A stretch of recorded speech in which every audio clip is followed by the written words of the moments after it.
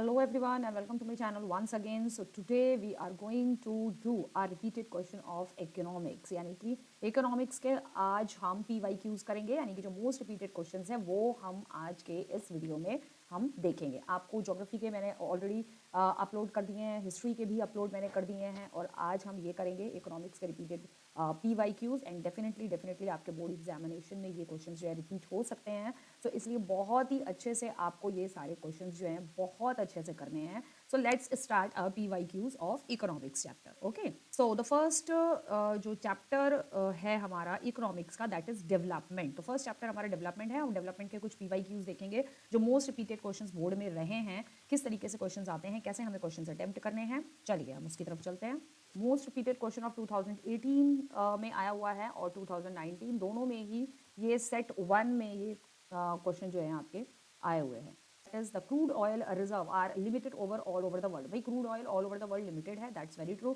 If people continue to extract it at the present rate, मतलब आज जिस rate पर जिस मतलब तेजी के साथ हम लोग क्रूड ऑयल का जो है इस्तेमाल कर रहे हैं, अगर यही तेजी यही फास्टनेस अगर जो है चलती रही कंटिन्यूसली, अगर इसी तरीके से हम यूज़ करते रहेंगे, the reserves would last only 35 to 40 years के लिए ही रह जाएगा। Explain any 3 way to solve this problem. इस प्रॉब्लम को सॉल्व करने के लिए आपको दो ऐसे वेज बताने हैं कि भाई क्या ऐसे वेज हैं। ठीक है, so crude oil is a non renewable resources of energy. It takes a million of year for the formation of this fuel, hence it must be used judiciously. यानी कि बहुत ही जज करके और बहुत ही मतलब नाप तोल के जो है इस क्रूड ऑयल को जो है हमें यूज़ करना चाहिए। ठीक है, so this type of fuel is being used at a faster rate than they are being produce. जितने फास्टर रेट से ये प्रोड्यूस होता है, ठीक है, फास्टर रेट से तो प्रोड्यूस नहीं होता, मिलियन ऑफ ईयर्स लग जाते हैं, लेकिन is being used at a faster, लेकिन जिस फास्ट रेट से ये यूज किया जा रहा है क्रूड ऑयल, जितनी तेजी से ये यूज किया जा रहा है उतनी तेजी से ये बनता नहीं है। This cause depletion and scarcity of crude oil, जिसकी वजह से डिप्लीशन और आपकी स्केरिसिटी हो रही है, कमी हो रही है, डिप्लीट भी हो रहा है। Steps which can be undertake to conserve this non renewable sources of energy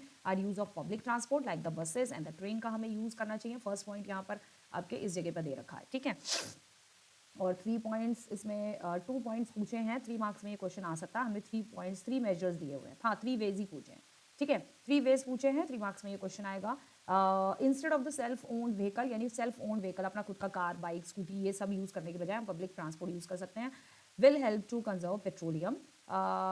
Carpooling will be reduce the consumption of fuel, thus scarcity will be better dealt with. Second point है use of cycles wherever possible instead of using motorbike or cars.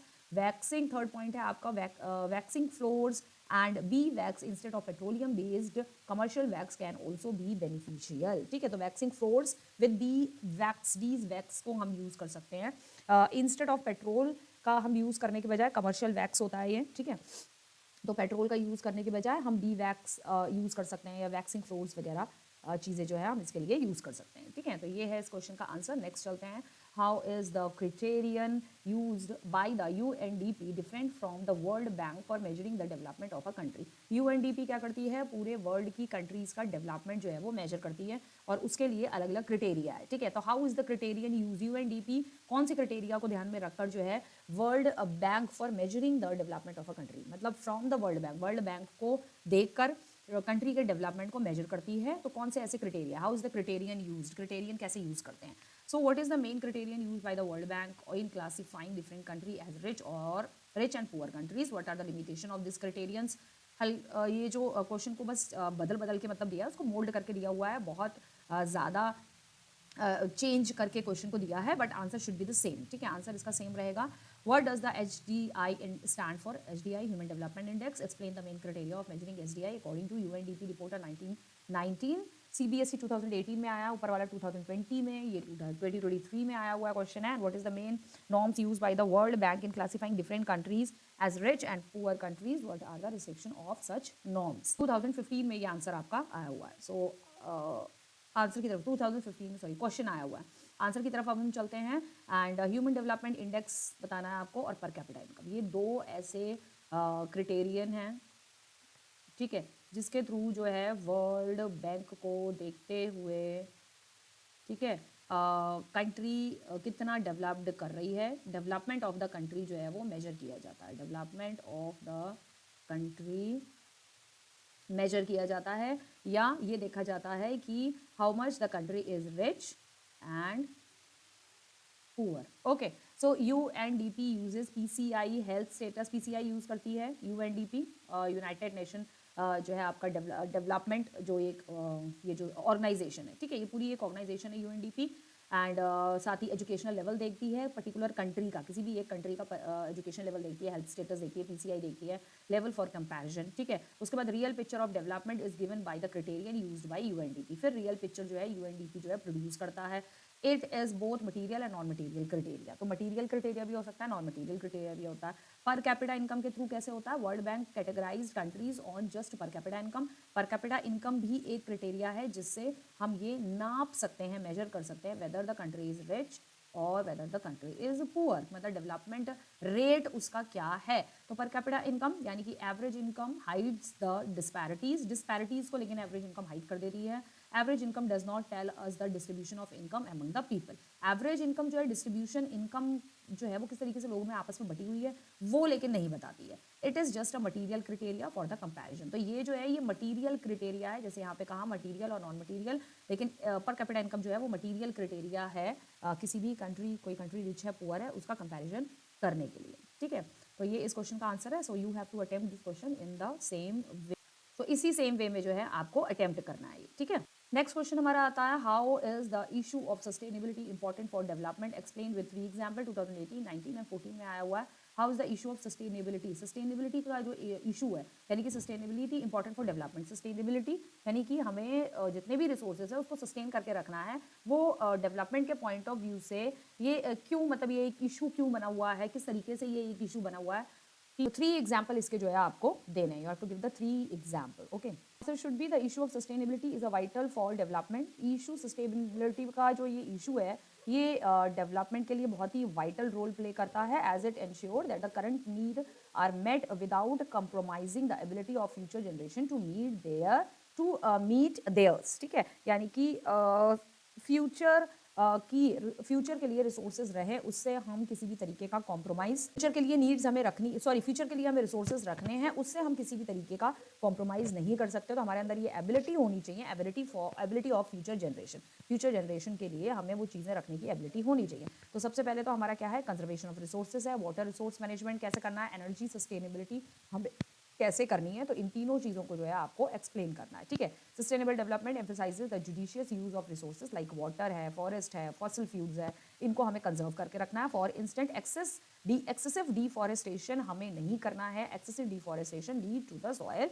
Erosion and affect agriculture productivity, agriculture productivity को भी affect करता है अगर बहुत ज़्यादा deforestation होगा तो। By conserving forest future generation can benefit from the natural resources while maintaining ecological balance, जिससे अगर हम कंजर्व करेंगे फॉरेस्ट को तो फ्यूचर में इकोलॉजिकल बैलेंस जो है वो बना रहेगा। वाटर को भी हमें वाटर भी हमारे लिए एक रिसोर्स है, वाटर को भी हमें मैनेज करना आना चाहिए। Over exploitation of the ground water lead to depletion impacting agriculture and the daily life. Sustainable water management ensure long term availability for both current and the future needs. तो current की जो needs है वो भी पूरी होंगी और future की भी होंगी। Energy sustainability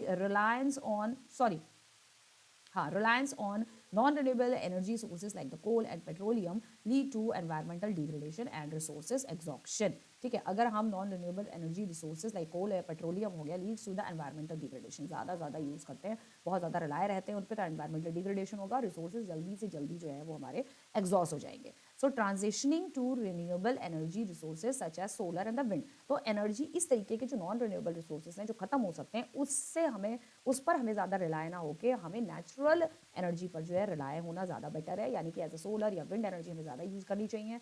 ensure cleaner alternatives from, और साथ ही साथ ये क्लीनर अल्टरनेटिव्स हैं, पेट्रोलियम है, कोल है, इससे गंदगी भी निकलती है, अब वो गंदगी लैंड एयर वाटर सबको पोल्यूट करती है, ठीक है, लेकिन ये एक क्लीनिंग एनर्जी सोर्सेज है, ये एनर्जी भी प्रोड्यूस करते हैं, विंड एनर्जी और सोलर एनर्जी, और ये एक क्लीनिंग सोर्स ऑफ एनर्जी है, इनसे कोई भी गंदगी पैदा नहीं होती है। So meeting energy demand without depleting finite resources, ये किसी भी तरीके के रिसोर्सेज को डिप्लीट होने से भी बचाता है, कोई भी ऐसी रिसोर्सेज उसको डिप्लीट नहीं होने देता है, और हमारी एनर्जी की डिमांड को भी जो है ये फुलफिल करता है, ठीक है। तो ये है आपका क्वेश्चन का आंसर, तो you have to attempt this answer in the same way, then only you will get the 4 या 5 मार्क्स में ये क्वेश्चन आएगा, ठीक है।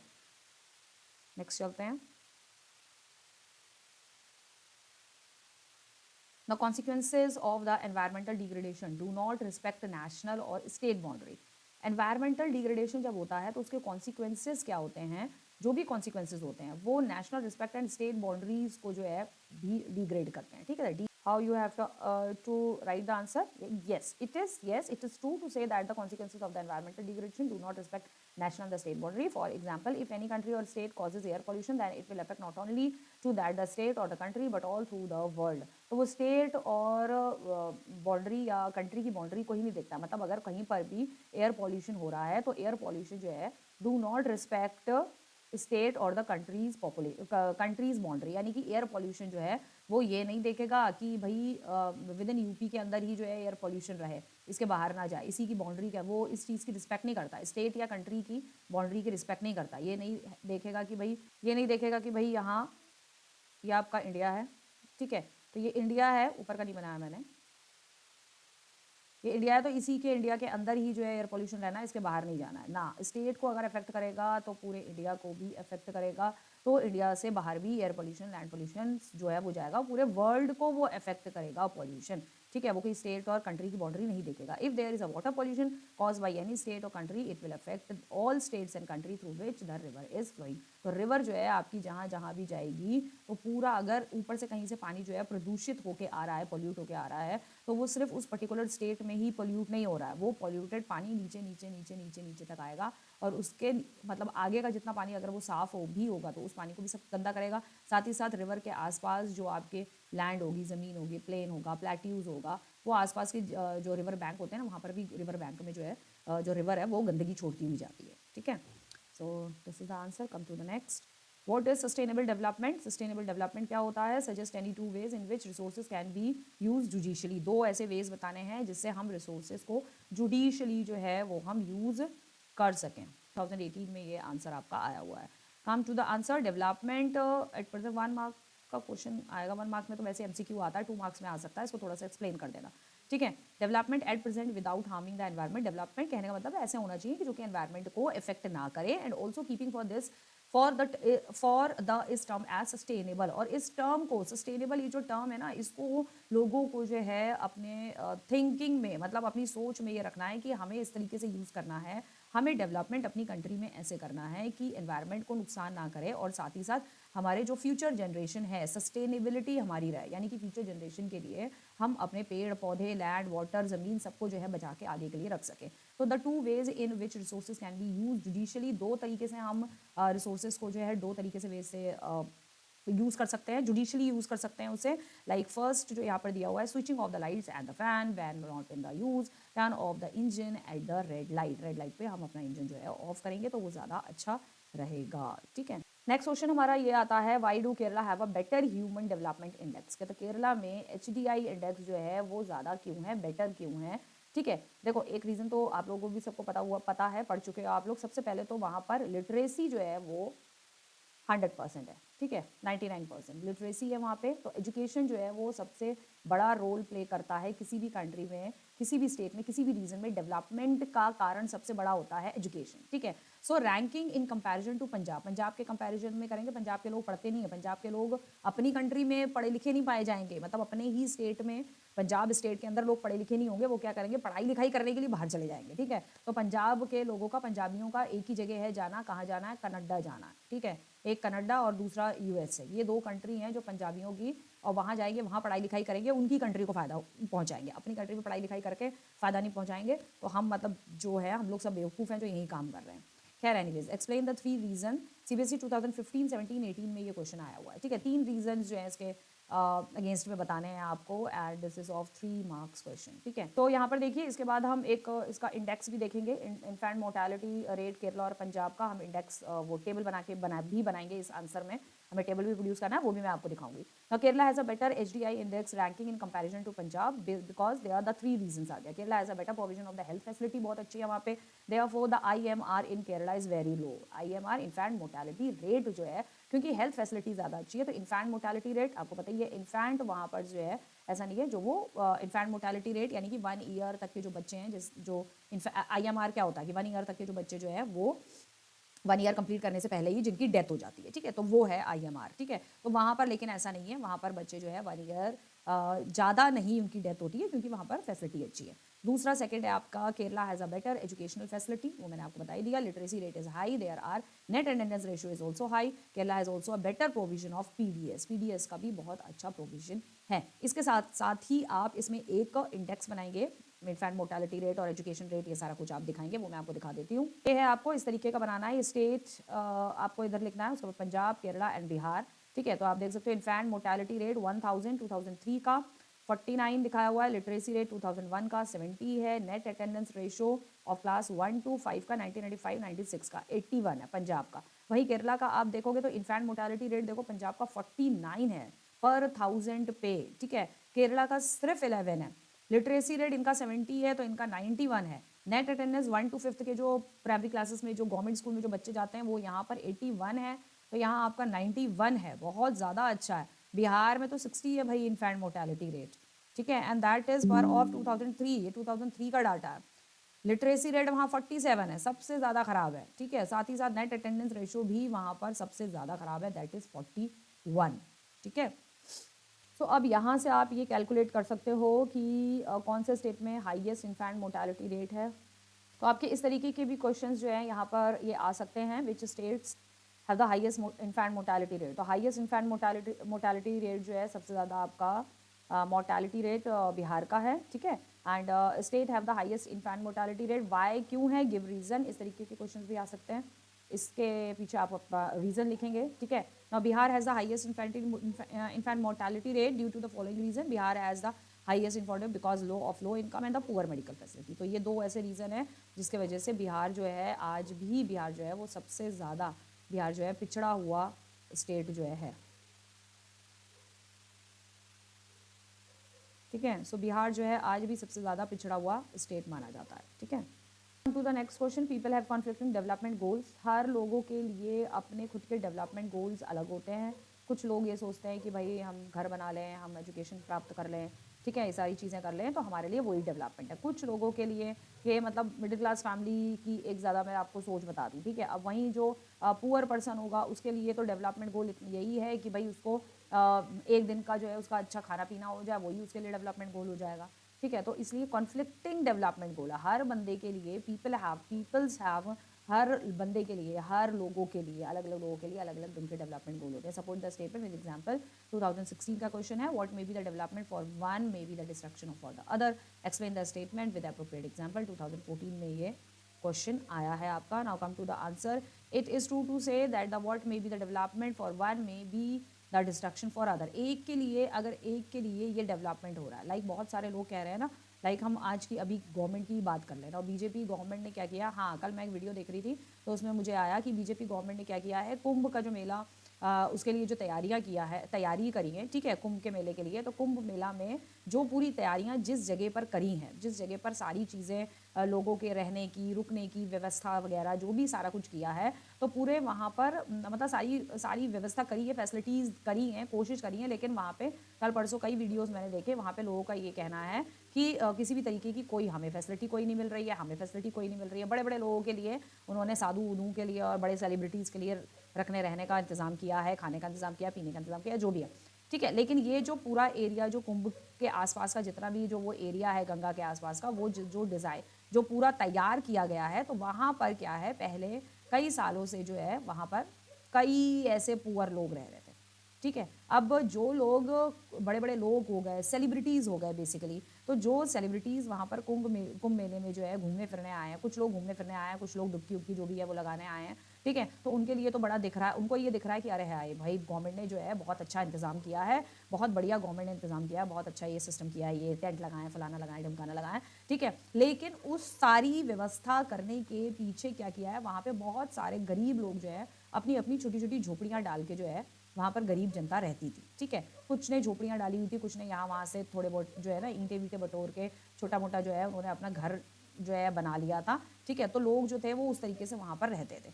ठीक है, कई रहते थे, हजारों की संख्या में रहते थे। अब वो सारा का सारा लोगों के सारे घर जो है क्रेन से, बड़ी बड़ी क्रेनों से जो है गवर्नमेंट ने सारे के सारे घर जो है वो तोड़ दिए ठीक है, सब कुछ डिस्ट्रॉय कर दिया, सब कुछ, ईच एंड एवरीथिंग गवर्नमेंट ने डिस्ट्रॉय कर दी। तो yesterday I saw a video, तो वहाँ पे लोग कह रहे हैं कि उनके लिए तो बड़ा अच्छा हो रहा है, वो तो कह रहे हैं कि गवर्नमेंट फैसिलिटी दे रही है कुंभ में लोगों के आने के लिए, बड़ी अच्छी व्यवस्था करी, लेकिन हम कहाँ जाएँ, हम तो गरीब लोग हैं, हम तो कई सालों से वहाँ पर रह रहे हैं, कोई 15 साल से, कोई 20 साल से, कोई 25 साल से, कोई 30 साल से रह रहा है, ठीक है, और जो इधर उधर से जो लोग आ जाते हैं उन्हें कहीं जगह नहीं मिल रही, छोटी मोटी झोपड़ी डाल के वहाँ रह रहे हैं। तो अब देखो, एक के लिए जो डेवलपमेंट था, बाकी लोग बोल रहे हैं कि अरे गवर्नमेंट बहुत अच्छा काम कर रही है, बीजेपी बहुत अच्छा, मोदी ने ये बनवा दिया, कुंभ के मेले में लोगों को फैसिलिटी दे दी है, ये दे दिया है, वो दे दिया, वो उनके लिए डेवलपमेंट, लेकिन कुछ पुअर लोगों के लिए वो क्या साबित हुआ, वो साबित हुआ आपका डिस्ट्रक्शन साबित हुआ।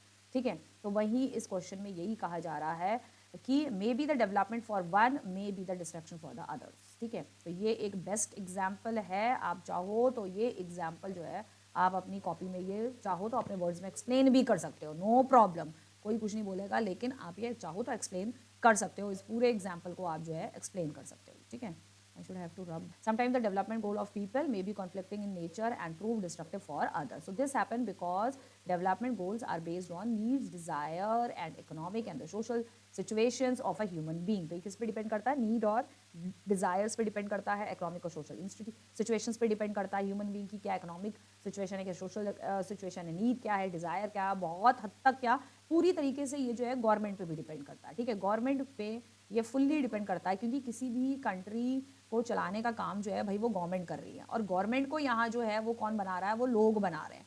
ठीक है, तो लोगों को ये देखना है कि अब भाई गवर्नमेंट जो है अगर हमारी देश के, हमारी कंट्री के, हमारे नेचर के, एनवायरनमेंट के फेवर में अगर काम नहीं कर रही है तो उस गवर्नमेंट को हटा दो, टोटली हटा दो, खत्म कर दो उस गवर्नमेंट को। ठीक है, तो किसी कोई भी कंट्री को कौन चलाता है, भाई गवर्नमेंट ही चलाती है, लेकिन गवर्नमेंट बनाती कौन है, गवर्नमेंट बनाते लोग हैं। ठीक है, दस what may be needed by one can totally B disruptive for the others. एक के लिए अगर कोई चीज़ बन रही है तो वो दूसरे के लिए डिस्ट्रक्शन डेफिनेटली हो सकती है। ठीक है, फॉर एग्जाम्पल भी दे रहा है, construction of a dam could be development goal for the industrialist के लिए डेवलपमेंट हो रहा है, कंस्ट्रक्शन ऑफ अ डैम बन रहा है, कंस्ट्रक्ट हो रहा है, तो भाई इंडस्ट्रियलिस्ट को उससे जो है फायदा मिल रहा है, but it is a conflicting goal as it would be affect the life of the people living in that area as the local people may get displace. लेकिन जो वहाँ पे लोकल पीपल है, जो वहाँ पे रह रहे हैं, वो उनको जो है वहाँ से हटा दिया जाता है, उनको डिस्प्लेस कर दिया जाता है, उनको बोला जाता है कि आप कहीं और जाकर रहें, इस जगह को आप छोड़ दें, देयर लाइवलीहुड उनकी चली जाती है, अब वो कहाँ पे रहें, उनके घर बने हुए होते हैं, सारे घर तोड़ दिए जाते हैं, वहाँ से उनको कमाई हो रही होती है, जिस जगह वो पहले से 20-25 सालों से रह रहे हैं उनको वहाँ पे कमाई होती है, कमाई चली जाती है, so livelihood may get disrupted. ठीक है, if there is a slum near the high rise building, अगर कहीं बहुत बड़ा कंस्ट्रक्शन चल रहा है बिल्डिंग का, जैसे मुंबई वगैरह में ज़्यादातर होता रहता है, and you have heard about the Mumbai का, आपने धारावी एरिया के बारे में सुना होगा, धारावी इज द धारावी कहा जाता है एशिया का, आई थिंक सो वर्ल्ड का पता नहीं, एशिया का सबसे बड़ा स्लम एरिया धारावी है। ठीक है, स्लम एरिया, एशिया का सबसे बड़ा जो है स्लम एरिया है आपका धारावी। ठीक है, तो धारावी जो है इस तरीके का सबसे बड़ा एरिया है, तो वहाँ पर अगर मान लीजिए कोई बहुत बड़ी बिल्डिंग कंस्ट्रक्शन हो रहा है और वहाँ स्लम है, आसपास कहीं पर भी हो रहा है, then the people of the high rise building will have the development goal. जो उस बिल्डिंग में रहने आएंगे, जो उस बिल्डिंग को कंस्ट्रक्शन करवा रहे हैं, कंस्ट्रक्शन के लिए पैसा दे रहे हैं, उनके लिए तो डेवलपमेंट हो रहा है, कंस्ट्रक्शन हो रहा है, डेवलपमेंट हो रहा है, देश बढ़ रहा है, आगे बढ़ रहा है, लेकिन जो वहाँ पर स्लम एरिया में जो बेचारे जो लोग रहते हैं उनके लिए क्या है, उनके लिए तो पूरा डिस्ट्रक्शन है, एक के लिए कंस्ट्रक्शन है तो दूसरे के लिए डिस्ट्रक्शन है। ठीक है, so goal to remove the slum from that locality, उनका गोल क्या है, डेवलपमेंट गोल उनका क्या है कि जितने भी स्लम में रहने वाले लोग हैं उनको रिमूव करो, उस लोकेलिटी से सबको हटा दो, which will be conflicting goal as it would be displace the some people. अब ये होते हैं कॉन्फ्लिक्टिंग गोल, इन दोनों लोगों के गोल्स जो हैं आपस में कॉन्फ्लिक्ट कर रहे हैं, एक दूसरे के आड़े आ रहे हैं, एक दूसरे से लड़े जा रहे हैं, conflicting goal would displace the slum people, और जिसकी वजह से स्लम पीपल को वहां से डिस्प्लेस होना पड़ रहा है। ठीक है, तो ये क्वेश्चन जो है आपका बहुत इंपॉर्टेंट क्वेश्चन है, आप इन दो एग्जाम्पल्स के साथ ये वाला एग्जाम्पल्स भी दे सकते हैं, कुंभ के मेले का एग्जाम्पल जो मैंने आपको अभी बताया, आप इसके साथ ये एग्जाम्पल भी दे सकते हैं, और इधर you just right these 2 examples, that's enough for this, and hopefully ये क्वेश्चन आपका 5 मार्क्स में ही आएगा, इससे कम में नहीं आएगा। Okay, come to the next question. Now money cannot buy all goods and services that one need to live well. अब ये कह तो रहे हैं यहाँ पे कि मनी जो है वो सारी गुड्स और सर्विसेज को बाय नहीं कर सकता है जो कि जीने के लिए ज़रूरी है, बट ऐसा नहीं है। ठीक है, मेरे पॉइंट ऑफ व्यू से ऐसा नहीं है। Do you agree with this statement, justify your answer with any 3 suitable argument. 2015 board examination में ये आया हुआ है इसको आपको एक्सप्लेन करना है। Yes I agree with the statement because money income and the material goods alone are not an adequate indicator of the good quality of life. Money cannot buy all the goods and services one needs to live well. But from my point of view, it's totally not happened. It's totally I'm not agree with this. ठीक है कि money जो है सारी goods and services को bye नहीं कर सकता। मनी सारी गुड्स एंड सर्विसेज को बाय कर सकता है जो जीने के लिए ज़रूरी है। भाई जीने के लिए यहाँ पे बोला है need to live well. Well यानी बहुत अच्छी लाइफ। तो बहुत अच्छी ज़िंदगी जीने के लिए हमें क्या चाहिए? एक बड़ा घर, ठीक है, बहुत अच्छी ज़िंदगी जीने के लिए, ठीक है। अ गुड हाउस भी कैसा हो जिसमें सारी फैसिलिटीज़ हो, ठीक है, ऐसा हमें गुड हाउस चाहिए। बहुत अच्छी ज़िंदगी जीने के लिए गुड फूड होना चाहिए हमारे पास, ठीक है। गुड फूड में दाल सब्जी रोटी नहीं आती है, गुड फूड में बहुत सारी चीज़ें आ जाती हैं, ठीक है, मिल्क बादाम और ड्राई फ्रूट्स और क्या कहते हैं सब कुछ, मतलब बहुत अच्छा फूड, बहुत अच्छा फूड, दूध दही घी मिल्क ये सब हम खा रहे हो, ठीक है। उसके बाद गुड क्लोथ्स,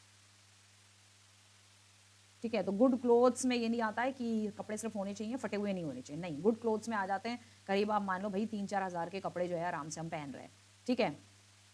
और क्या रहता, बहुत सारी चीज़ें आ जाती हैं। आप लिव लाइफ के लिए, अपनी लाइफ को जीने के लिए इन अ वेल मैनर वे में, वेल मैनर वे में हर एक चीज़ पैसे से आती है आज के टाइम पर, ठीक है। अगर आपको कुछ भी खाने का भी कुछ भी मन है तो वो पैसे से आएगा। ऐसे फ्री में कोई भी दुकान वाला जो है आपको नहीं देके चला जाएगा, अरे आपका आज जो है मोमोज़ खाने का मन है तो भाई मोमोज़ खाने का मन है तो भाई ये लो ले जाओ यार, फ्री में ले जाओ, ठीक है। मोमोज़ की भी प्लेट जो है वो 60 रुपीज़ की है, कहीं 70, कहीं 80, ठीक है। तो everything we need, one need to live well, a good life, everything, her cheese money जो है पैसे से खरीदी जा सकती है, हर चीज़ खरीदी जा सकती है। I don't know why NCERT has given this kind of answer, I don't know, but well anyways, money cannot buy a pollution free and the clean environment with fresh air, ये भी पैसे से खरीदा जा सकता है। मैं हर चीज़ का वो आपको बता सकती हूँ, ठीक है। क्लीन एनवायरनमेंट भी पैसे से हो सकता है, पैसे से हर चीज़ हो सकती है अगर आप पैसा देंगे, ठीक है। तो क्लीन एनवायरनमेंट वगैरह सब मिल सकता है आपको। You don't have to you don't need to live in India. आप क्लीन एनवायरनमेंट के लिए कहीं और किसी और कंट्री में भी जाकर आप बच सकते हैं। क्यों? पैसा होना चाहिए, पैसा होना चाहिए। तो इंडिया में क्लीन एनवायरनमेंट नहीं मिला तो कहीं और मिल जाएगा। Now it can not protect us from the infectious diseases, infectious diseases से भी बचा जा सकता है, पैसा हो, कहीं इंजेक्शन वगैरह लगाए जा सकते हैं, मेडिसिन हैं, बहुत सारी चीज़ें हैं, बट पैसा होना चाहिए। Guaranteed good health for us, good health भी सिर्फ पैसे से ही आती है, ठीक है। Money can not assure that medicine available in the market are not adulterate, ठीक है। मेडिसिन मनी ये इंश्योर नहीं करती है कि मेडिसिन जो अवेलेबल है मार्केट में वो अडल्टरेटेड है, ठीक है। To live well one good non material factors such as the equal treatment, freedom, security, equal opportunity to learn, equal opportunity तो खैर नहीं मिल सकती है, ठीक है, इक्वल अपॉर्चुनिटी नहीं मिल सकती है। हाँ ये हो सकता है कि अगर पैसा हो आपके पास तो पैसे देकर, जिसे कहते हैं हम रिश्वत या करप्शन, पैसे देकर आप नौकरी ले सकते हो। पॉल्यूशन फ्री एनवायरनमेंट नहीं मिल रहा है आपको इंडिया में, कहीं और जाके सेटल हो जाओ, ठीक है। Good and safe working condition, working condition good नहीं है, कुछ अच्छा नहीं है, आप नहीं सेटल्ड हो पा रहे हो जहाँ पे आप काम कर रहे हो, ऑफिस में काम कर रहे हो, स्कूल में काम कर रहे हो, कंपनीज में काम कर रहे हो, गुड एनवायरनमेंट नहीं है, सेफ एनवायरनमेंट नहीं है, वर्किंग कंडीशन अच्छी नहीं है। पैसा है अपना बिजनेस खोल लो, पैसा है अपना, हर चीज़ खरीद की जा सकती है पैसे से, हर चीज़। ये सिर्फ लाइफ का एक्सपीरियंस है, ठीक है। यहाँ पे आंसर लिख सकते हैं। So this question is your basically homework question. इसके बाद आई थिंक सो एक और है homework question. The why do different person have different notion of development, हर किसी का डेवलपमेंट का नोशन जो है वो सबके लिए अलग अलग क्यों है। तो ये आप मुझे बताओगे। दूसरा एक होमवर्क क्वेश्चन ये है, what is credit, how does credit play a vital role and the positive role, explain with an example. Credit has its unique, इसको थोड़ा और आपको एक्सप्लेन करना है। नहीं एक ही है, सेम क्वेश्चन, हाँ। Own unique role for development, justify the statement with argument, what is BMI and why it is it essential, ये एसेंशियल क्यों है। Now come to the second chapter पे हम आ जाते हैं, sectors of Indian economy. Very important chapter, बहुत important chapter है, बहुत ज़्यादा इंपॉर्टेंट क्वेश्चन इससे भी आते हैं आपके। Now distinguish the service condition of the organise sector with that of the unorganise sector. CBSE 2018 में explain with the suitable example which part of the service sector is not growing in importance, ठीक है। ये question, ये दोनों question आए आपके 2018 में। Explain the working condition of a worker in unorganised sector, unorganise sector में वर्किंग कंडीशंस जो है वर्कर्स की कैसी होती है। CBSE 2015 में ये क्वेश्चन आया हुआ है। तो this answer you have to do in this way. Organise sector ये आप खुद करोगे और यहाँ अनऑर्गेनाइज सेक्टर है अलग अलग, क्योंकि आपको डिस्टिंग्विश करना है, तो इस तरीके से आपको टेबल बनाना है प्रॉपर। एंड 1 2 3 पॉइंट्स जो हैं आपको इन दोनों में ऑर्गेनाइज्ड और अनऑर्गेनाइज सेक्टर में वर्कर्स की वर्किंग कंडीशंस कैसी होती हैं उसके बारे में आपको यहाँ एक्सप्लेन करना है. Next question, give 5 reason for the rising importance of the territory sector in production. Rising importance of territory sector का टेरिटरी सेक्टर का जो प्रोडक्शन है वो क्यों जो उसकी इंपॉर्टेंस है वो क्यों बढ़ती जा रही है, राइज होती जा रही है. 5 ऐसे रीजन देने 2015 में आया हुआ है. Why has the entire tertiary sector grow in importance, explain 2017 में. highlight 3 factors responsible for the growth of service sector in the Indian economy. उसके बाद explain the importance of the service sector यानी कि टेरिटरी सेक्टर. जो last वाला sector है वो क्या प्रोवाइड करता है, सर्विसेज प्रोवाइड करता है, डिफरेंट सर्विसेज, ट्रांसपोर्ट सर्विस, ठीक है, और कौन कौन सी सर्विस है, बैंकिंग हो गई, ये सारी सर्विसेज प्रोवाइडेड करता है. Now give 5 reason for the rising importance of the territory sector in the production are the rise in the basic services provided by the government. Basic services government provide कर रही है, शायद इसलिए जो है rise हो रहा है. अभी तो नहीं कर रही है. अगर आप लास्ट 2020 से 2025 ये जो साल चल रहा है, इस 5 साल के सेक्टर में की अगर हम बात करें तो इन 5 साल में तो टेरिटरी सेक्टर में किसी भी तरीके की कोई भी जो है वो नहीं हुई है, ठीक है, टेरिटरी सेक्टर में किसी भी तरीके की कोई सर्विसेज प्रोवाइड नहीं हुई है. सर्विसेज का मतलब होता है जॉब्स प्रोवाइड करना, ठीक है, जॉब्स भी होता है सर्विसेज का मतलब. और जो हम दूसरों को जो सर्विसेज प्रोवाइड करते हैं उसमें आपका बैंकिंग आ जाता है, ट्रांसपोर्टेशन आ जाता है, बहुत सारी चीज़ें आती हैं, तो उसमें बेसिकली एम्प्लॉयमेंट भी आ जाता है. तो इन 5 सालों में तो अभी किसी भी तरीके की कोई सर्विसेज प्रोवाइड नहीं हुई है. ये पुराने का डाटा के बेस पे अगर यहाँ पर बता रहे हैं तो वो अलग बात है, ठीक है. The development in the primary and the secondary sector has led to the development in the territory sector. Primary और सेकेंडरी सेक्टर में अगर डेवलपमेंट होगा तो टेरिटरी में भी होगा. Due to the rise in income, people have started spending on various kind of services due to rise in income. अभी पिछले 10 सालों में तो नहीं हुआ है. अगर इसके भी 5 साल 2015 से लेके 2025 तक तो जो है किसी भी तरीके का इनकम में जो है किसी भी तरीके का कोई राइज नहीं हुआ है, ठीक है, कोई राइज नहीं हुआ है इनकम में. तो अभी के काइंड ऑफ को देखकर ये जो वो है वो बिल्कुल टोटली गलत है. लिखा है मैंने, डाला है, बट प्रीवियसली अगर आप बोलेंगे तो उसके अकॉर्डिंग ये सही जाएगा, ठीक है. So due to the development of a new kind of services like IT sectors में अभी नई सर्विसेज खुल रही हैं, हाँ, मतलब अभी के 10 साल से बैक के लिए, ठीक है. So due to the introduction of the new economic policy, liberalisation, privatisation भी यहाँ हो रहा है, ग्लोबलाइजेशन हो रहा है, द ट्रेड एक्सपैंडेड, ट्रेड बढ़ रहा है, बस ट्रेड ही ट्रेड हो रहा है ऑल ओवर द वर्ल्ड, और कुछ नहीं हो रहा है. Role of services sector became significant. भाई 5 मार्क्स का क्वेश्चन है, 5 पॉइंट्स हैं, भाई लिख देना, क्योंकि आज के हिसाब से तो देखते हुए ये सारे जो पॉइंट्स है ये गलत है, सारे रॉन्ग है, क्योंकि आज से अगर 10 साल प्रीवियसली देखें तो डेवलपमेंट हो रहा था, ठीक है, हर चीज़ में सर्विसेज बढ़ रही थी. टेरिटरी सेक्टर, IT सेक्टर में सर्विसेज हो रही थी, ठीक है. प्राइवेटाइजेशन अभी ऐसा कुछ नहीं हुआ है, but you have to write the answer, तो आपको आंसर तो लिखना ही पड़ेगा. Describe the provision of the national rural employment guarantee act का प्रोविजन क्या है, 2005 में क्या था, मतलब 2014 में ये क्वेश्चन आया हुआ है. Explain the objective of the implementing the NREGA 2005, CBSE 2018 का क्वेश्चन है ये. तो आप देख सकते हैं आंसर है इसका. Full form of the NREGA is the national rural employment guarantee act. Objective of the NREGA aims to enhance the livelihood security in the rural area by guaranteeing 100 days of wages employment in the financial year to every household whose adult member volunteer for unskilled manual labor. 100 days तक का wages, अगर किसी को गाँव में काम नहीं मिलता है तो 100 दिन का जो है उसको पूरा वेजेस जो है गवर्नमेंट देगी. ये था नरेगा, ठीक है. That is in the Congress के टाइम पर ये जो है शुरू किया गया था नरेगा, ठीक है. तो ये अभी भी कंटिन्यूएशन में है. और की फीचर्स इसके ये थे, एम्प्लॉयमेंट गारंटी, एम्प्लॉयमेंट की गारंटी दी जाएगी लोगों को. It provide a legal guarantee for the wages employment to rural household for at least 100 days तक का वेजेस मिलेगा उन्हें. रिडक्शन ऑफ पॉवर्टी, गरीबी कम करने के लिए, by insuring minimum level of income. It seeks to reduce rural poverty. तो rural poverty यानी कि विलेजेस में पॉवर्टी को, गरीबी को ख़त्म करने के लिए ये नरेगा जो है वो स्टार्ट किया था कांग्रेस के टाइम पे. तो इट्स स्टिल अभी भी है ये, और गवर्नमेंट जो है उसमें ये जो काम दिया हुआ है, मतलब जो 100 डेज़ का जो वेजेस देना है वो गवर्नमेंट को देना पड़ता है. उसके बाद नेक्स्ट है, name the sector that is the largest employer in India. यानी कि तीनों सेक्टर्स में से एक बताना है नाम आपको जिसमें लार्जेस्ट एम्प्लॉयर है, ज़्यादा से ज़्यादा लोग जो है काम कर रहे हैं. Why does this sector produce only a quarter of the national GDP. लेकिन स्टिल ये सेक्टर में ज़्यादा से ज़्यादा लार्जेस्ट एम्प्लॉयर हैं, लेकिन ये क्वार्टर ही प्रोड्यूस कर पाता है नेशनल GDP में. मतलब हमारा नेशनल जो GDP है उसमें जो कंट्रीब्यूट कर पाता है वो सिर्फ क्वार्टर के हिसाब से ही, मतलब आधे से भी शायद कम, आधे के हिसाब से जो है, मतलब आधे से भी कम के अराउंड जो है वो GDP में कंट्रीब्यूट कर पाता है. तो 2016 का है, why did not shift out the primary sector happen in the case of employment, although there has been a change in the share of the three sector in GDP? 2013 का answer question है ये। Answer देख लेते हैं। The primary sector is the largest. Primary sector जो है वो सबसे लार्जेस्ट है, इसमें सबसे ज़्यादा लोग जो है काम करते हैं इन इंडिया, एंगेजिंग नियरली 44% of the total workforce. However this sector contribute only about a quarter of the national GDP due to several reason. लेकिन ये क्वार्टर ही, एक तिहाई जिसे कहते हैं, ही जो है नेशनल जो हमारा जीडीपी है उसमें कंट्रीब्यूट कर पाता है जीडीपी में, उससे ज़्यादा नहीं कर पाता। ठीक है, क्योंकि लो प्रोडक्टिविटी है, स्मॉल लैंड होल्डिंग है, डिस्गाइज अनएम्प्लॉयमेंट है, लैक ऑफ इंफ्रास्ट्रक्चर है, डिपेंडेंस ऑफ मॉनसून है। अब लो प्रोडक्टिविटी कैसी है? Farmers rely on the traditional method and lack modern technology leading to lower yield. Small land holding, छोटे छोटे लैंड है लोगों के पास, बहुत बड़े नहीं है, फ्रेगमेंटेड कर दिए हैं लैंड। स्मॉल लैंड साइज है, रिड्यूस एग्रीकल्चर एफिशिएंसी, इससे एग्रीकल्चर एफिशिएंसी रिड्यूस होती है। डिस्गाइज्ड अनएम्प्लॉयमेंट है, more people work in agriculture than necessary resulting in under employment.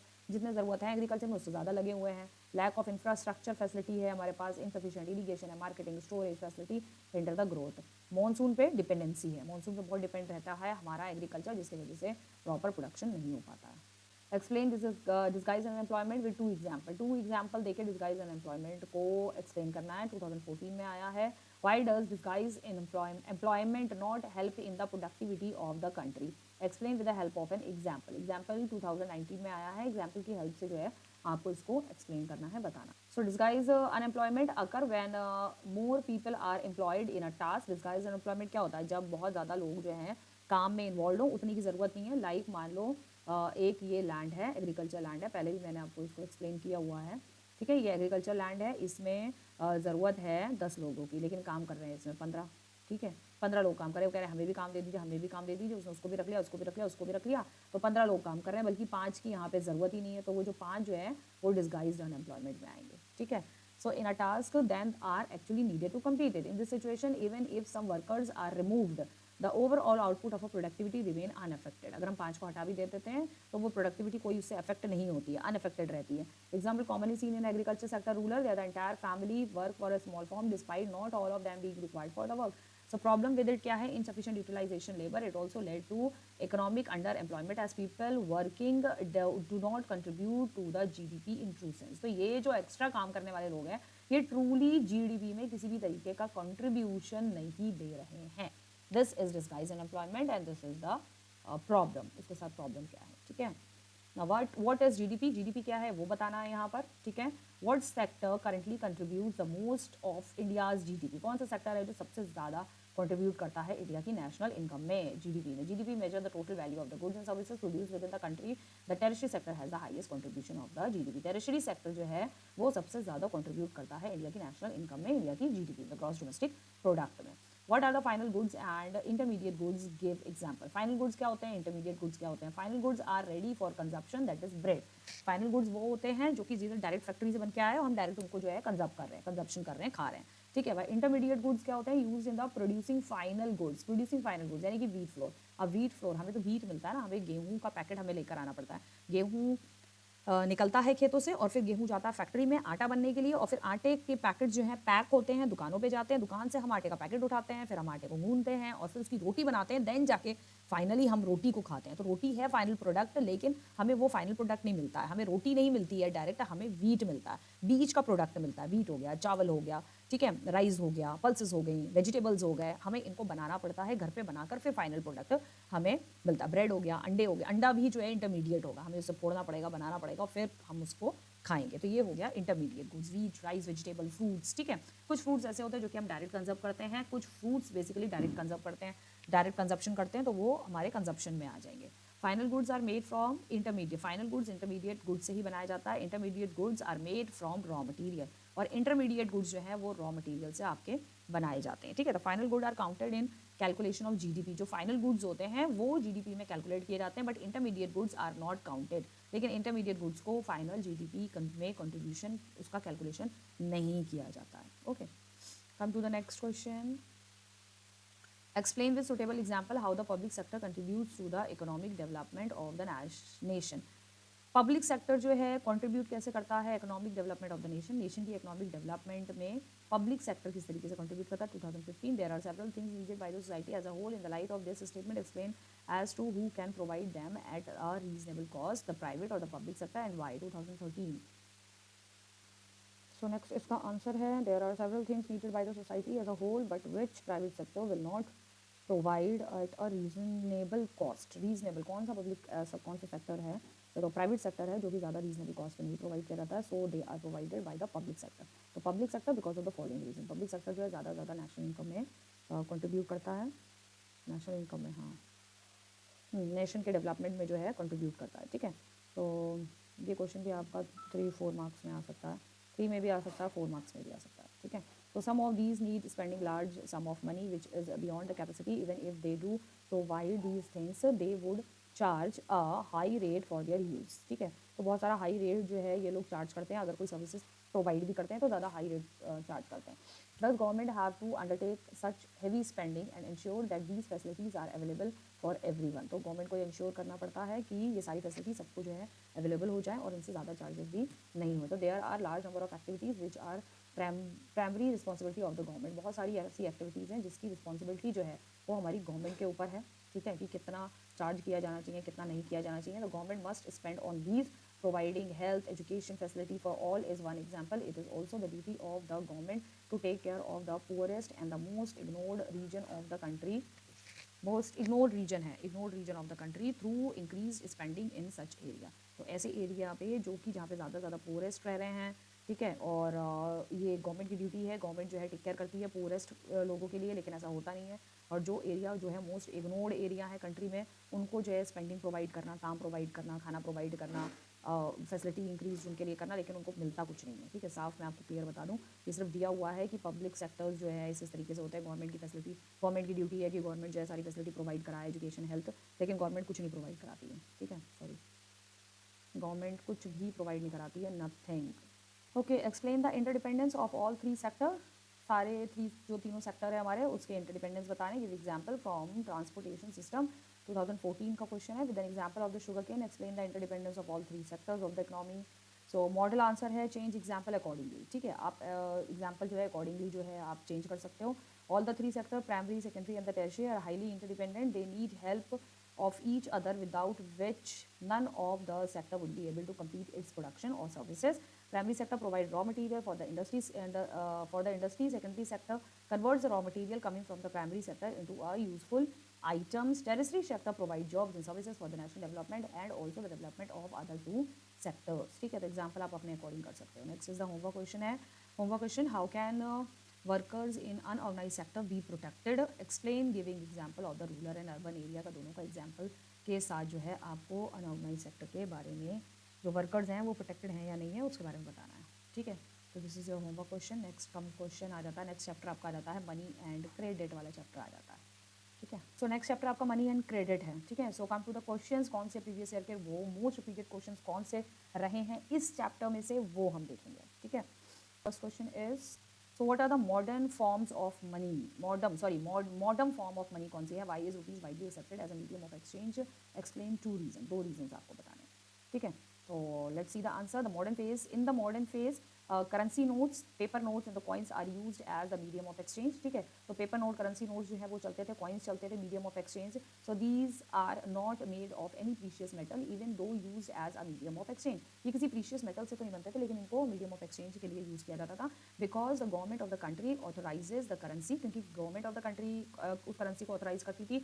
As the law legalise the use of rupee, law जो है वो legalise करता है यूज ऑफ रुपीज को। So no individual can refuse a payment made in rupees, कोई भी rupees में जो पेमेंट अगर हम कर रहे हैं तो उसको कोई रिफ्यूज नहीं कर सकता। ठीक है, so therefore rupees is widely accepted as a medium of exchange, इसलिए रुपीज जो है वो वाइडली एक्सेप्ट किया जाता है ऑल ओवर द वर्ल्ड, क्योंकि हमारे गवर्नमेंट ने इसको ऑथोराइज किया है। एक्सचेंज के लिए हम वाइडली रुपीज जो है हम यूज करते हैं, medium of exchange. Next question है, why is cheap affordable credit important for the country's development? Explain any 3 reasons. CBSE 2018 2012 का क्वेश्चन है। cheap and affordable credit is crucial for the country's development assess the statement, 2016 में आया है question.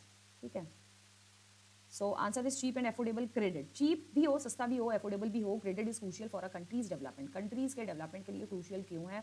As it promote economic stability and growth, क्योंकि economic stability को promote करता है, growth को बढ़ाता है।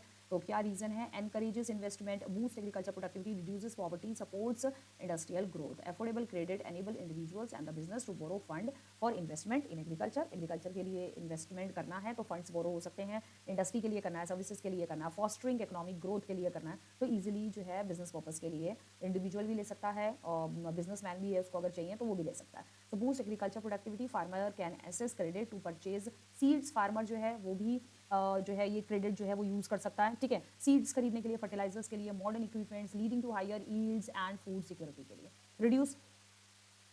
रिड्यूस पॉवर्टी, पॉवर्टी भी इससे रिड्यूस होती है by providing credit, credit provide करने से at low interest rate. Small scale businessman and the entrepreneurs can grow. जो छोटे कारोबारी हैं, जो छोटे छोटे कारोबारी हैं, ठीक है, उनके लिए भी ये बहुत अच्छा रहता है। उनको छोटे छोटे एंटरप्रेन्योर्स है, छोटे छोटे बिजनेसमैन है, इनको इन शॉर्ट बोलते हैं, छोटे मोटे जो कारोबारी होते हैं उनको भी आगे ग्रो करने का चांस मिलता है, उनको भी आगे बढ़ने का चांस मिलता है, जनरेटिंग एम्प्लॉयमेंट। और उनके साथ साथ बाकी लोगों को भी एम्प्लॉयमेंट मिलता है, क्योंकि वो एक अकेला तो बंदा नहीं, छोटा सा बिजनेस भी कर रहा तो एक अकेला नहीं एक अकेला अपना बिजनेस नहीं बना सकता है, उसको 4-5 लोगों की जरूरत है। तो उन 4-5 लोगों को भी एम्प्लॉयमेंट मिल रहा है इस बहाने से, ठीक है। लाइक फॉर एग्जाम्पल मान लीजिए आप कोई कोचिंग सेंटर खोल रहे हैं, ठीक है, तो कोचिंग सेंटर अगर आप खोल रहे हैं तो एक अकेला आदमी जो है, एक अकेला बंदा जो है 6 से लेकर 12 तक के सारे बच्चों को सारे सब्जेक्ट्स जो हैं वो नहीं पढ़ा सकता, ठीक है। उसके अलावा जो क्या कहते हैं स्टूडेंट्स की जो फीस वगैरह आ रही है उसका अकाउंट सबका 6 से लेकर 12 तक, किसी में 2 बच्चे आ रहे हैं, किसी में 4 आ रहे हैं, किसी में 5 आ रहे हैं, किसी में 10 आ रहे हैं, किसी में 15 आ रहे हैं, किसी में 12 आ रहे हैं, किसी में 6 आ रहे हैं, 7 आ रहे हैं, तो सबकी फीस जो है हैंडल नहीं कर सकता अकेले। उसके बाद फिर ऑफिस में भाई कौन कौन आ रहा है, कौन कौन नहीं आ रहा है, किसकी फीस सबमिट हुई है, किसकी नहीं हुई है, बच्चों की अटेंडेंस लगाना,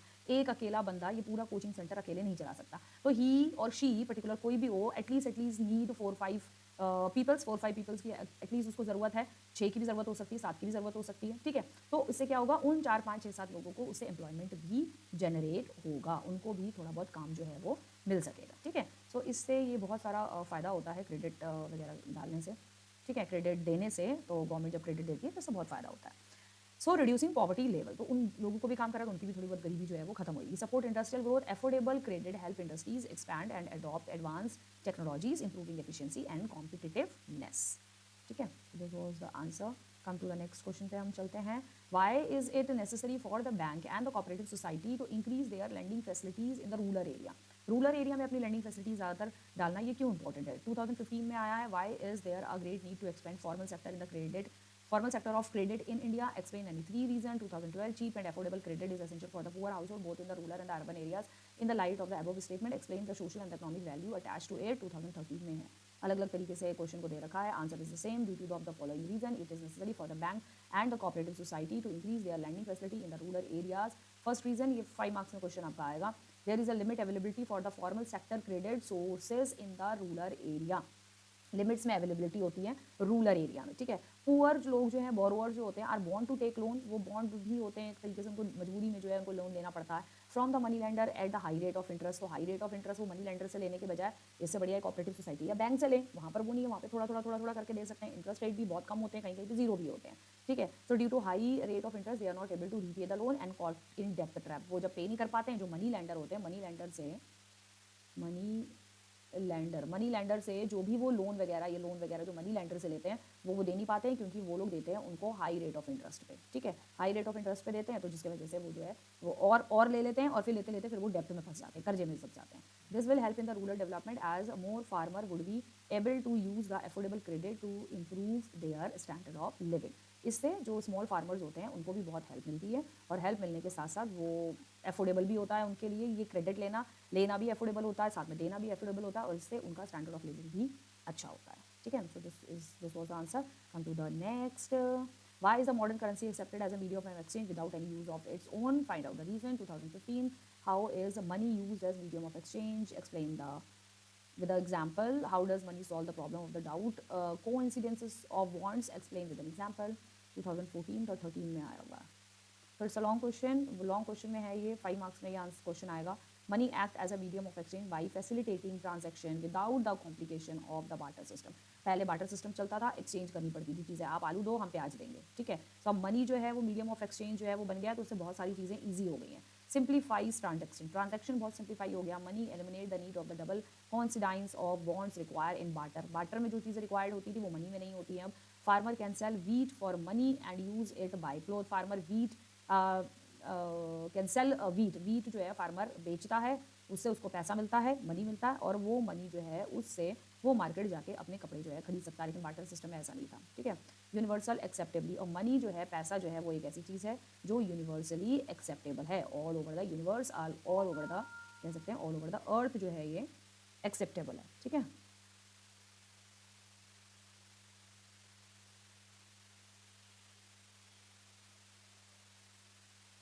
So it is widely acceptable as a standard exchange medium, allowing people to trade goods and services seamlessly. Easily इससे trade और goods और services जो है easily trade वगैरह हो सकता है, goods and services easily बेची और खरीदी भी जा सकती हैं money की वजह से, ठीक है।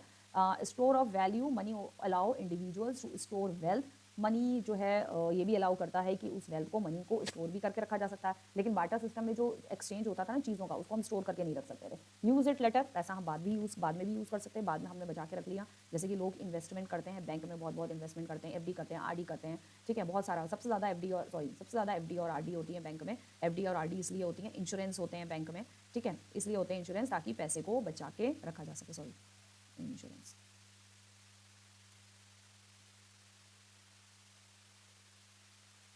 ठीक है। इंश्योरेंस करते हैं लोग पैसे को बचा के रखने के लिए, एफडी करते हैं, आरडी करते हैं पैसे को बचा के रखने के लिए, और ताकि हम कोई चीज़ अगर बाद में हमें परचेज करनी है। Unlike perishable good is barter, और जो बार्टर सिस्टम है, जो आलू लेना है तो प्याज ले लेना है, उसमें हम बचा के नहीं रख सकते, तो उसको सेव करके नहीं रख सकते थे क्योंकि वो पेरिशेबल है, खराब हो जाते थे, ठीक है। कोई चावल देता था, उसकी बजाय गेहूँ लेता था, कोई कुछ देता था, ये होता था, मतलब एक्सचेंज ऑफ अ गुड्स होता था इसमें, ठीक है। कन्वीनियंस रहता है money, carry money is more practical and efficient compare to exchanging goods or services directly as seen in everyday transaction like buying grocery or paying of the transportation. तो money बहुत easy होता है transportation के लिए, बहुत easy होता है। Grocery का सामान, आलू प्याज दाल चावल, किचन का सब सामान, कपड़े वपड़े खरीदने के लिए मनी जो है वो बहुत ज़्यादा, कपड़े धोने का साबुन, नहाने का साबुन, ये शैम्पू वो सब खरीदने के लिए ये ईजी रहता है, ठीक है। ओके, नेक्स्ट क्वेश्चन है हमारा, why the deposits in the bank are called demand deposits and what are the benefit of deposit with the banks and what are, next जो क्वेश्चन है इसका similar, what are demand deposits, demand deposits क्या होता है, how is money safe in the banks, explain. So 2013 में ये question आया हुआ है आपका। Now let's see the answer क्या है और आपको इसमें क्या लिखना है। Depositor are those who open an account and deposit money in the bank. भाई डिपॉजिटर तो वही होंगे जो अकाउंट ओपन करते हैं बैंक में और अपना मनी डालते हैं, डिपॉजिट करते हैं। जो डिपॉजिट कर रहा है, जो मनी डाल रहा है, पैसा डाल रहा है, उसे डिपॉजिटर कहेंगे। Depositor can withdraw their money, अपना पैसा निकाल भी सकता है, अपना विड्रॉ कर सकता है money when they require therefore, मतलब जब भी उसको ज़रूरत होगी तो वो बैंक से अपना अमाउंट, अपना पैसा निकाल भी सकता है। Now these deposits are also called demand deposit, इसको डिमांड डिपॉजिट कहते हैं, ठीक है। Demand deposit are acceptable as a means of payment as a means of payment. Demand deposit accept होता है because the depositor get the facility of cheque against, जो पैसा deposit करता है उसको फैसिलिटी मिलती है चेक्स की, कि वो चेक साइन करके भी पैसा निकाल सकता है, which is use to settle the transaction without use of money, मतलब मनी का यूज़ किए बिना वो अपना ट्रांजेक्शन, लेन देन जो है वो कर सकता है। Benefits of the deposit with the banks are, अगर हम बैंक में डिपॉजिट्स करते हैं, मतलब डिपॉजिट्स करते हैं यानी पैसा जमा करते हैं, तो उसके क्या बेनिफिट्स हैं। तो यहाँ पे बेनिफिट्स जो है ABC बताए हुए हैं। This question comes in the 4 marks. Okay, people have extra cash with them, लोगों के पास एक्स्ट्रा कैश होता है। Those having the extra cash open a bank account in their name and deposit the surplus money there, मतलब जिन लोगों के पास एक्स्ट्रा कैश होता है, ज़्यादा अमाउंट में अगर पैसा है, तो वो बैंक में डिपॉजिट अकाउंट खोल के अपना सरप्लस यानी कि जो अपना एक्स्ट्रा मनी है वो बैंक में डिपॉजिट कर सकते हैं। ये एक बेनिफिट है उन लोगों के लिए जिनके पास एक्स्ट्रा अमाउंट में मनी है, या आप कह सकते हो जो रिच पीपल है, बहुत ज़्यादा जो रिच पीपल है, बहुत ज़्यादा जो रिच लोग हैं, यानी कि बिजनेसमैन हो गए, फिल्म स्टार्स हो गए, इंडस्ट्रियलिस्ट हो गए, बहुत बड़े बड़े बिजनेसमैन हो गए, तो ये लोग सब बैंक में ही करते हैं। और कुछ बैंक में भी नहीं करते हैं, कुछ यहाँ वहाँ भी करते हैं डिपॉजिट मनी, ताकि जो है उनको टैक्स वगैरह में, इन सारी चीज़ों में जो है रिबेट मिल जाए और टैक्स वगैरह देना ना पड़े गवर्नमेंट को, ठीक है। तो उसमें जो मिडिल क्लास फैमिली होती है वो भी अपना, जैसे किसी के पास 3-4 लाख रुपया है घर में, तो वो भी घर में रखना सेफ नहीं माना जाता, वो बैंक में जमा कर सकते हैं। Their money is safe with the bank, money तो सेफ है, मतलब मनी भी सेफ उन्हीं लोगों का है बेसिकली जो मिडिल क्लास फैमिली वाले हैं, ठीक है। तो मिडिल क्लास वालों का ही मनी सेफ रहता है बैंक में। अगर जो आपके ये है ना, ये rich people, industrialist, businessman, film stars, बड़े बड़े सेलिब्रिटीज़, ये अगर बैंक में अपना करोड़ों करोड़ों रुपया जो है वो अगर बैंक में डालेंगे, तो उनके घर में पड़ जाएगा छापा और फिर उन्हें जो है देना पड़ेगा गवर्नमेंट को, भर भर के करोड़ में जो है गवर्नमेंट को देना पड़ेगा। The most important thing is the tax, इसलिए वो अपना टैक्स बचाने के लिए भी वो लोग अपना बैंक पैसा जो है बैंक में नहीं रखते, वो यहाँ वहाँ इन्वेस्ट कर देते हैं। Invest in the sense insurance ले लिया, एफडीज करा दी, कुछ करा दिया, कोई रेस्टोरेंट खोल दिया, कुछ बिजनेस खोल दिया, लाइक इन दैट वे में।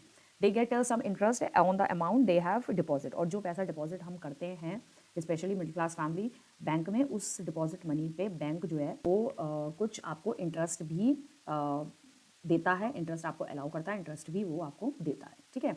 सो ये क्वेश्चन आपको इस तरीके से अटेम्प्ट करना है। Mention any 3 point of distinguish between the formal sector loan and the informal sector loan. Formal sector और इनफॉर्मल सेक्टर दोनों के बीच में डिफरेंस बताना है। जो लोन होता है, एक होता है फॉर्मल सेक्टर लोन, दूसरा होता है इनफॉर्मल सेक्टर लोन। 2010 का क्वेश्चन है, review any 3 merits and any 2 demerits of the formal sector of credit in India. Same है, दोनों का मीनिंग सेम है, 2017 में आया है। What are the 2 category of the sources of credit. Credit यानी कि लोन लेने की कौन सी 2 सोर्सेज हैं, 2 कैटेगरी के सोर्सेज हैं, किस तरीके का, मतलब हम किसी से भी लोन लेना है, क्रेडिट लेना है, पैसा लेना है, तो उसका कौन सा 2 सोर्सेज हैं, 2 कैटेगरीज हैं, वही है फॉर्मल सेक्टर लोन और इनफॉर्मल सेक्टर लोन, और 4 फीचर्स उसके जो है बताने हैं। 2013 का क्वेश्चन है ये, ठीक है। So come to the answer.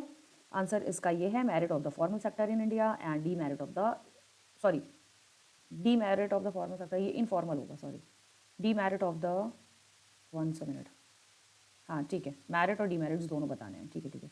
It's the merit,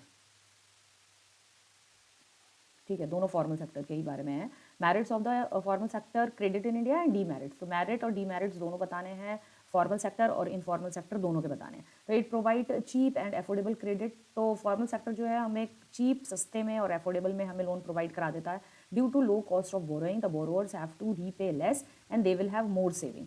तो क्योंकि उनका जो कॉस्ट ऑफ इंटरेस्ट होता है वो कम रहता है, मतलब आपको जो वापस करना है वो कम इंटरेस्ट पे वापस करना है। तो जो बोरोअर होते हैं, जो छोटे होते हैं ना, क्या बोलते हैं, छोटे स्मॉल सेक्टर के जो वर्कर्स होते हैं, वो जो है लेते हैं, अगर पैसा लेते हैं तो उन्हें कम पैसा देना पड़ता है, मतलब लो कॉस्ट ऑफ इंटरेस्ट पे देना पड़ता है, इंटरेस्ट बहुत ज़्यादा नहीं लेती है इस तरीके की जो सेक्टर्स होते हैं, एंड वो लोग अपने लिए सेविंग भी कर सकते हैं। तो loan activity of the formal sector is supervised by RBI.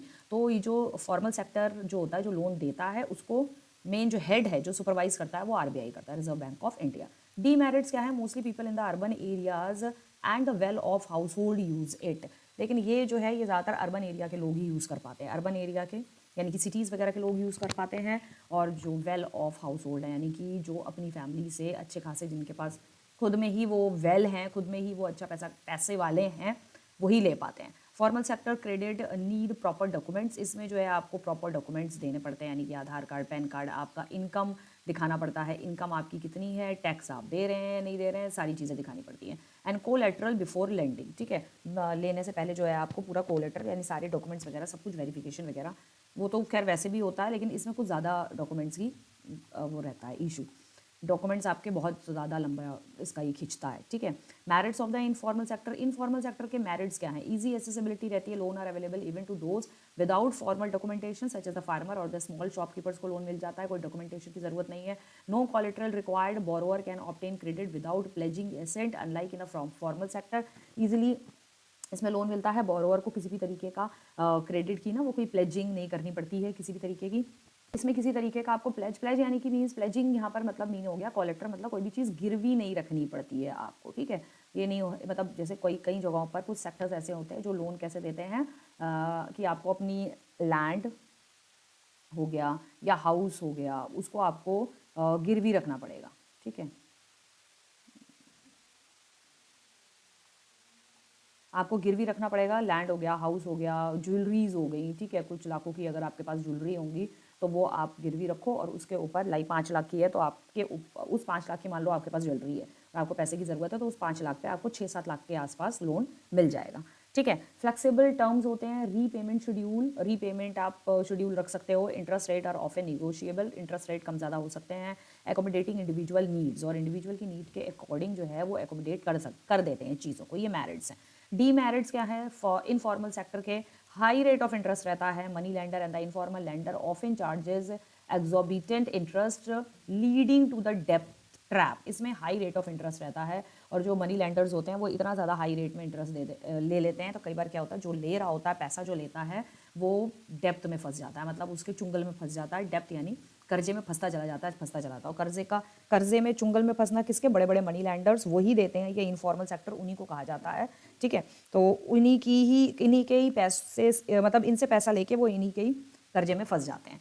Exploitation बहुत होता है, बोरोवर में फेस कॉशियंस और unfair practices due to a lack of regulation, exploitation यानी कि अगर कोई इनसे पैसा लेता है, स्पेशली मनी लेंडर और ये इनफॉर्मल जो लेंडर्स होते हैं, जो बड़े बड़े बिजनेसमैन होते हैं और पैसा बांटने वाले जो होते हैं, तो उनसे अगर कोई नॉर्मल पर्सन लोन वगैरह लेता है तो अनफेयर प्रैक्टिसेस की जाती हैं। कई बार उनको डराया धमकाया जाता है, गुंडे भेजे जाते हैं और चीज़ें जो उनके घर में सामान होता है कई बार वो छीन लिया जाता है अगर वो पैसे नहीं दे पाते हैं। तो ये सारी चीज़ें हैं। लिमिटेड लोन साइज, सो लोन का साइज लिमिटेड रहता है। Amount of credit available is typically small and insufficient for a large scale investment. अगर किसी मिडिल क्लास फैमिली को अगर बड़ा इन्वेस्टमेंट करना है तो वो बड़ा इन्वेस्टमेंट इसके थ्रू नहीं हो सकता, क्योंकि ये लोग जो पैसा देते हैं वो बहुत ही स्मॉल अमाउंट में पैसा होता है और इनसफिशिएंट होता है। कोई भी लार्ज स्केल किसी कोई लार्ज स्केल इंडस्ट्री खोल रहा है, उसमें कोई लार्ज इन्वेस्टमेंट करना है, यानी कि 10-20 लाख रुपया लगाना है, तो ये 10-20 लाख रुपया इनको, ये छोटी मनी लैंडर इनफॉर्मल सेक्टर से 10-20 लाख रुपया इनको नहीं मिल सकता। वो लोग छोटा ही अमाउंट देंगे, 2-3 लाख, बस, इससे ज़्यादा नहीं।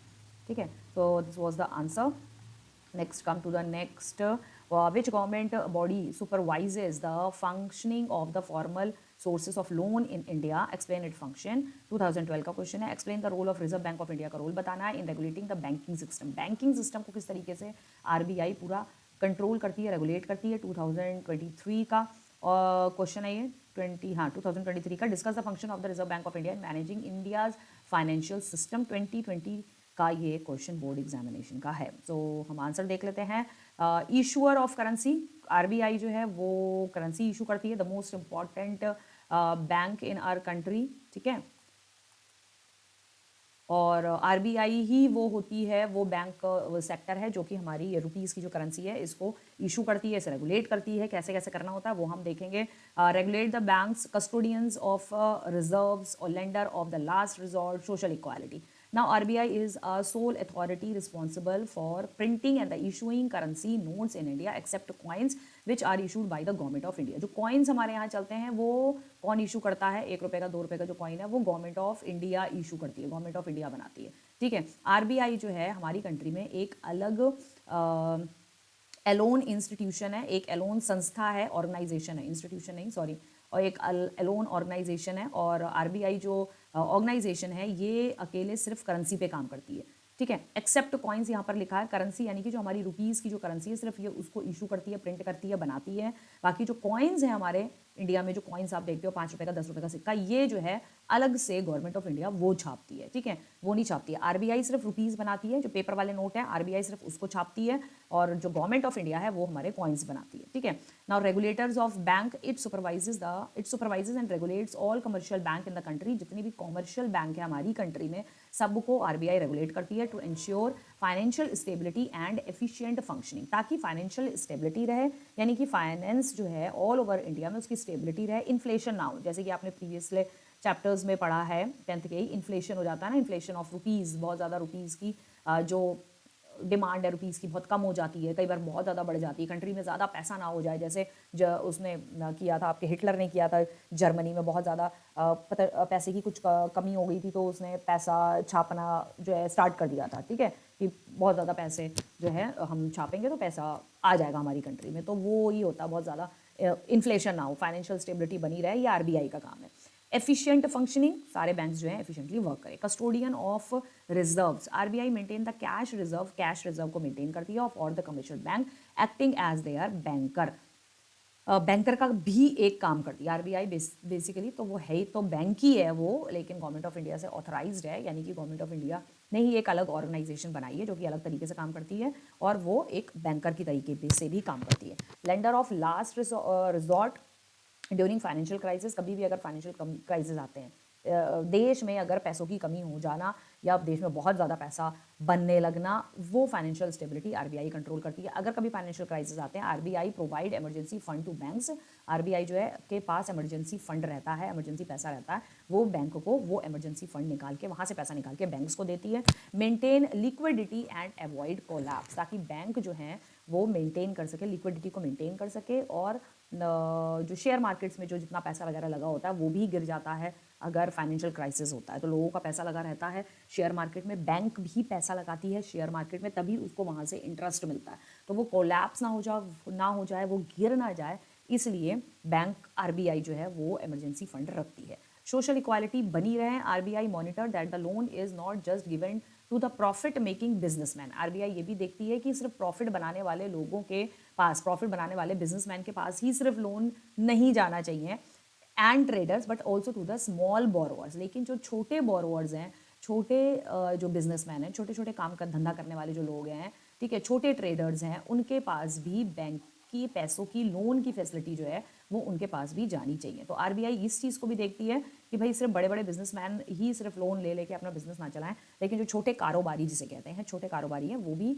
लोन लेके वो भी अपना कारोबार जो है आगे चला सकें, आगे बढ़ा सकें। ठीक है, so this was the function of the RBI. Next देखते हैं, describe any advantage of the self help group of for the poors. 2017 का क्वेश्चन है, what are self help groups, how do they work and explain 2015 में आया है। तो ये इसकी डेफिनेशन है and this also comes in the 5 marks, और आरबीआई वाला भी आपका 5 मार्क्स में आएगा। सेल्फ हेल्प ग्रुप क्या होता है? SHG is a small volunteer group of the people who came together to solve common problems, जो साथ में मिलकर कॉमन प्रॉब्लम्स को सॉल्व करते हैं। These group encourage saving habits among members and provide low interest loan to meet their needs. ये जो group है उन लोगों को, छोटे लोगों को लो इंटरेस्ट पे लोन जो है वो प्रोवाइड कराता है ताकि वो अपनी नीड्स पूरी कर सकें।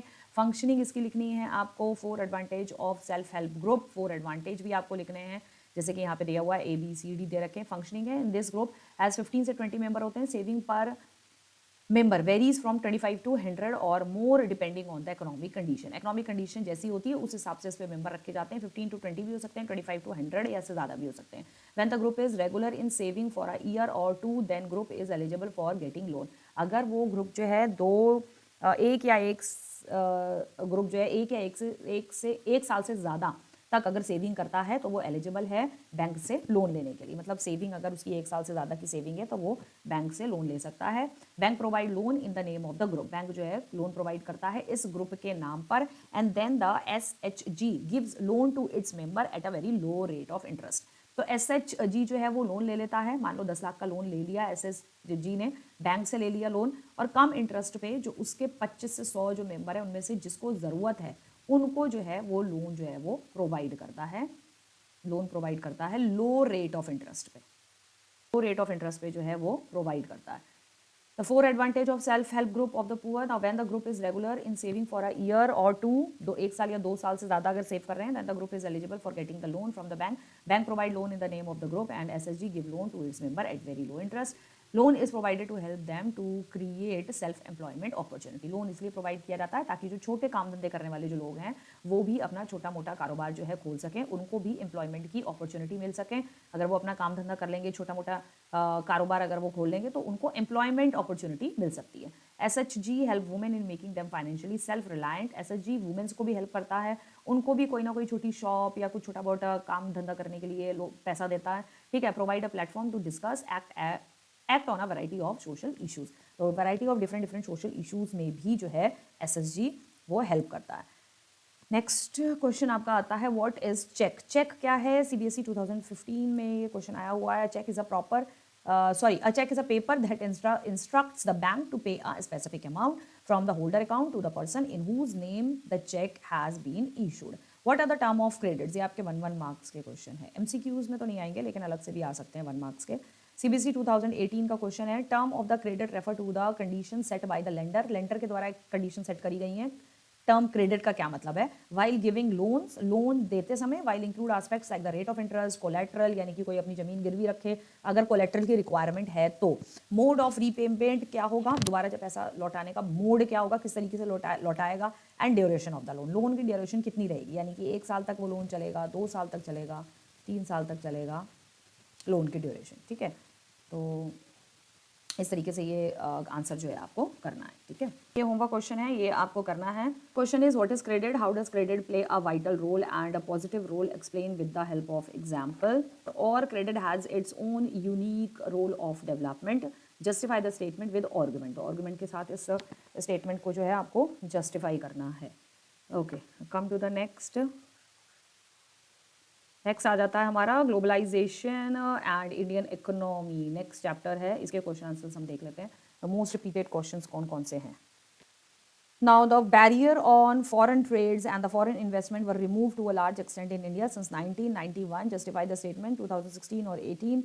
Why have the barriers on the foreign trade and the foreign investment been removed to a large extent by the Indian government? Explain 2014 का है. तो barrier on foreign trade and foreign investment were removed to a large extent in India. Since 1991, Indian government decided to remove trade barrier. Trade के ऊपर barriers हटाने का decide किया 1991 में due to the following reasons. और क्या reasons थे? ये आपके reasons थे. कुछ रीजंस की वजह से ट्रेड बैरियर हटाया गया. The Indian government wanted the domestic producer to face the global competition. जो हमारे घर के अंदर यानी कि डोमेस्टिक प्रोड्यूसर ही है, मीन्स टू से जो हमारे कंट्री के अंदर जो ट्रेडर्स थे, छोटे जो ट्रेडर्स होते हैं, तो कंट्री के अंदर जो ट्रेडर्स थे उनको अच्छा वो देने के लिए, उनको एक अच्छी अपॉर्चुनिटी देने के लिए, ताकि वो ग्लोबल चीज़ों को भी फेस करें, यानी कि ग्लोबल कंपटीशन को वो लोग फेस करें. इसलिए ट्रेड बैरियर्स हटा दिए गए थे. कुछ ट्रेड बैरियर्स लगे हुए थे कि उन ट्रेड बैरियर्स में बड़े बड़े जो बिजनेसमैन होते हैं सिर्फ वही ट्रेड कर सकते थे, जो और जो बाहर के होते हैं. इंटरनेशनल लेवल पे जो चीज़ें इंटरनेशनल लेवल पे जानी है वो ही जाएंगी. जो घर के छोटे छोटे जो डोमेस्टिक प्रोड्यूसर्स थे उनको उनका प्रोडक्ट जो है वो बाहर नहीं जाता था, विद इन द कंट्री ही वो लोग ट्रेड करते थे, बाहर नहीं कर पाते थे. ठीक है. By this competition Indian producers, ठीक है, will also get a chance to improve their quality. Indian producers को इसके ये बैरियर जब हटा तो इंडियन प्रोड्यूसर्स जो थे उनको एक ये भी चांस मिला इसके साथ साथ कि वो अपने जो प्रोडक्ट्स हैं उनकी क्वालिटी को जो है वो अच्छा कर सकें. ठीक है, उनकी क्वालिटी को वो अच्छा कर सकें, इम्प्रूव कर सकें और अच्छे प्रोडक्ट्स बना सकें, ताकि इंटरनेशनल लेवल पर वो जो ट्रेड कर रहे हैं तो इंटरनेशनल लेवल पे भी उनका ट्रेड बहुत अच्छा जाए. ठीक है. ना removal of trade barrier will allow the producer of different countries to trade with India. तो जब ट्रेड बैरियर हटा दिया गया हमारी कंट्री से, तो उससे और डिफरेंट कंट्री के जो लोग थे, ट्रेडर्स थे, वो भी उन्होंने भी हमारी कंट्री के साथ तो और ज़्यादा ट्रेड जो है वो और ज़्यादा बढ़ गया. मतलब पहले कुछ लिमिटेशंस थी. ठीक है, लिमिटेशंस थी कि भाई कुछ ही ऐसी कंट्री थी, लिमिटेड कंट्रीज़ थी जो कि इंडिया के साथ ट्रेड कर सकती थी. साथ ही साथ डोमेस्टिक जो प्रोड्यूसर्स होते थे वो बाहर अपने इंटरनेशनल लेवल पे चीज़ें नहीं बेच सकते थे, वो सिर्फ विद इन द कंट्री ही सिर्फ बेच सकते थे. तो ट्रेड बैरियर हटाने से हमें ये सारी अपॉर्चुनिटीज़ जो है वो मिली. नेक्स्ट देखते हैं question. Why had the Indian government put barrier to foreign trade. पे क्यों बैरियर लगाया गया एंड फॉरेन इन्वेस्टमेंट्स जो थे, जो बाहर के लोग आके इंडिया इन्वेस्ट कर रहे थे after independence. Analyse the reason. CBSE 2016 और 14 में, and this was also the same. इसी को ही एक स्टेटमेंट के तौर पर जो है यहाँ पर लिख दिया है. इन दोनों का आंसर जो है वो सेम रहेगा. ये क्वेश्चन है आपका, तो इस क्वेश्चन का answer you have to write it yourself. This is also for the homework question, आपके लिए है ये. And this was the last answer. ये एक स्टेटमेंट, लास्ट क्वेश्चन सॉरी, ये एक स्टेटमेंट दे रखी है और इस स्टेटमेंट को आपको इसका आंसर मीन्स जो है वो आपको लिखना है. ठीक है. तो this is the last question of this globalisation, और इसका जो है ये लास्ट क्वेश्चन था. And I hope you will do much better much better. और ये सारे वो क्वेश्चन हैं जो कई बार, 2 बार से ज़्यादा ये क्वेश्चन जो है रिपीटेड हुए हैं बोर्ड एग्जामिनेशन में. तो आप जो है इन क्वेश्चंस को बहुत अच्छे से कर लीजिएगा और ये इस साल भी बोर्ड एग्जामिनेशन में रिपीटेड हो सकते हैं 101%. तो इन क्वेश्चंस को तो आप बहुत ही अच्छे से कर लीजिएगा. बाकी जो आपका रिवीजन चल रहा है आपके स्कूल में वगैरह में, जो रिवीजन चल रहा है, हमने जो यहाँ पर रिवीजन किया है क्वेश्चंस और चैप्टर्स, वो सारे के सारे पड़े हुए हैं मेरे चैनल पे, तो आप उन चैप्टर्स को जो है वो देख सकते हो. जो टॉपिक आपको नहीं समझ में आ रहा है सिर्फ आप वहीं से ही उतना ही वीडियो देखो, पूरे चैप्टर की आपको वीडियो देखने की इतना कोई नीड नहीं है. ठीक है. So all the best again for your board examination and do well, prepare well, and good luck to your exam. So till then हम नेक्स्ट आपका लेकर आते हैं. This is for economics. ये इकोनॉमिक्स के आपके क्वेश्चंस थे. नेक्स्ट हम सिविक्स के क्वेश्चंस जल्द 1 या 2 दिन में हम आपके लिए लेकर आएंगे. ओके. सो जस्ट आपको राइट आउट द कॉर्नर आपके बोर्ड एग्जामिनेशन है. अगर आप अभी के अभी एकदम से रिसेंट, अगर आप जस्ट 5 दिन या 6 दिन या 10 दिन पहले अगर आप सारे ये क्वेश्चंस एक बार रिवाइज कर लोगे तो आपको एट लास्ट एग्जाम तक जो है आपको ये याद रहेंगे. ठीक है. सो दैट इज़ वाई हमने लास्ट एकदम जस्ट लास्ट मोमेंट में हमने ये जो है आपका वीडियो बना के ये जो है हमने आपको दिया है. So okay, and take care of your self, and till then bye bye, and good luck for all of you.